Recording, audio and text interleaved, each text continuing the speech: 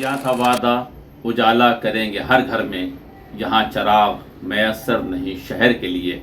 मेरा बहंदर कामयाब और मेट्रो सिटी बनने का सपना दिखाकर आपने सियासी अंधेरा कर दिया। आज का मुद्दा है गीता जैन जी, अलविदा, गुड बाय गीता जैन जी।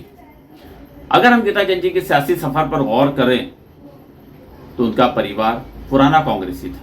उनके ससुर मिठालाल जैन जी मंत्री रहे, सांसद रहे और मंत्री बने, और गीता जैन जी खुद बजाते खुद कॉर्पोरेटर रही और मेयर भी बनी।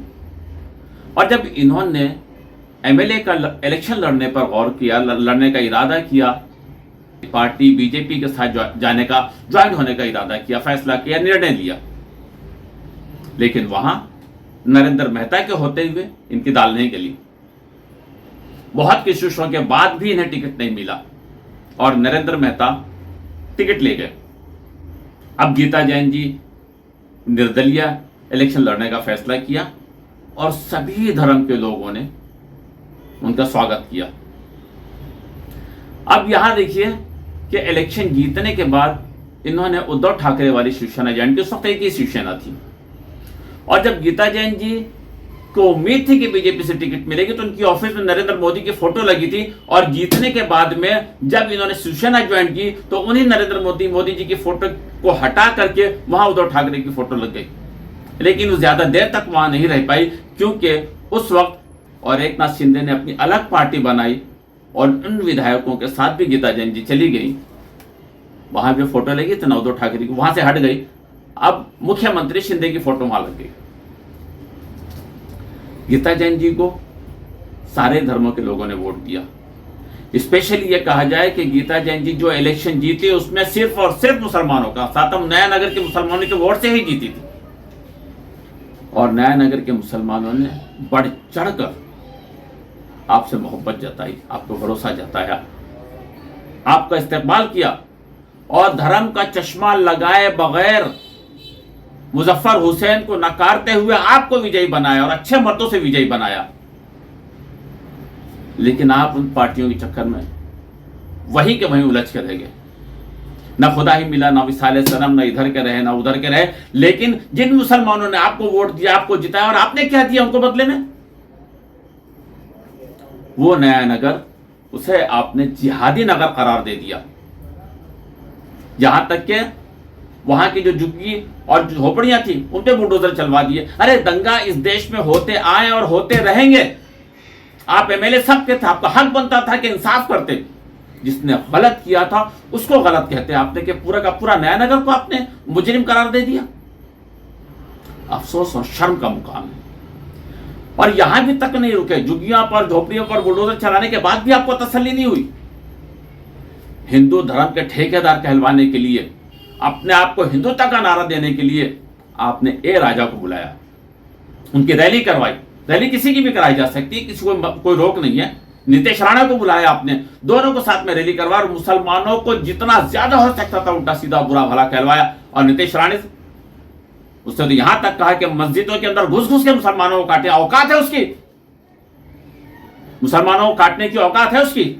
इस देश में आज भी संविधान जिंदा है।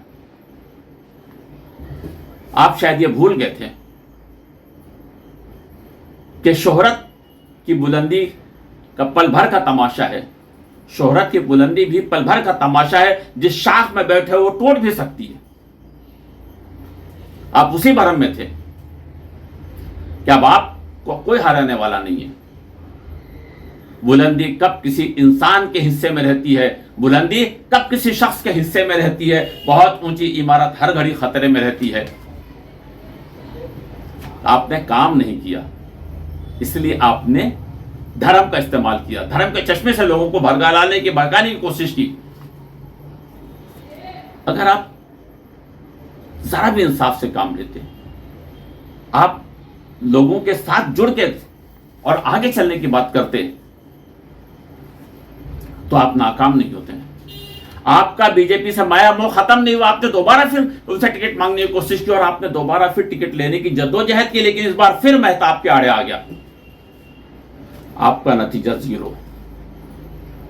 फिर आपने इलेक्शन लड़ने की वापस तनहा कोशिश की, निर्दलीय लड़ने का इरादा किया, लेकिन अब आपको यह पता था कि आप कहां खड़े हो और आप खुद अंदर से जानते होगे कि किस मुंह से मैं नयानगर जाऊं और वहां से वोट मांगने के लिए कहूं।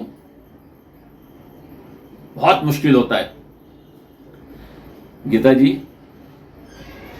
लोग इलेक्शन हारने के बाद अपनी सियासी जमीन तलाश करने की कोशिश करते हैं, लेकिन आप इलेक्शन जीतने के बाद भी अपनी सियासी जमीन तलाश कर रही हैं। और जो जिस तरह से आपने पलटी मारी है, जिस तरह से आपने दल बदले हैं, आपने तो नीतीश कुमार को पीछे छोड़ दिया। नीतीश कुमार की जब जब दल बदले तब तक वो मुख्यमंत्री बने हैं और आप दल बदल कर भी अपना मुकाम नहीं बना पाए। ये इज्जत, शोहरत, ताकत बहुत मुश्किल से मिलती है, बहुत मुश्किल से मिलती है, यूं उड़ जाती है। अब वही नयानगर के लोगों का जो हशर देखा और बाकी के जो दूसरे के धर्म के लोगों ने आपको वोट दिया, वो भी आपसे मायूस है, वो भी आपसे नाराज है, चाहे वो जैन मजहब के लोग हों, चाहे वो दलित हों, जो और धर्म के लोग हों।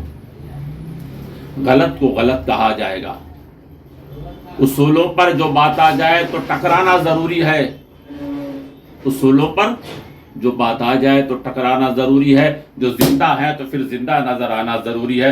इस मुल्क की खूबसूरती यह है कि हिंदू, मुस्लिम, सिख, ईसाई के मोहब्बत से देश को चलाया जा सकता है। नफरत की राजनीति करने वालों का हशर यही होता है। अगर आपको इस देश में राज करना है, किसी भी सियासतदानों को इस देश में राज करना, तो सिर्फ मोहब्बत की राजनीति ही काम आएगी, इंसाफ की राजनीति काम आएगी। बाबा साहब अम्बेडकर के संविधान वाली राजनीति चलेगी, न कि धर्म से चलेगी। आज गीता जन अलविदा का सफर हम यही समाप्त करते हैं। कैमरामैन कलीम बेग के साथ आसिफ खान को इजाजत दीजिए। जय हिंद।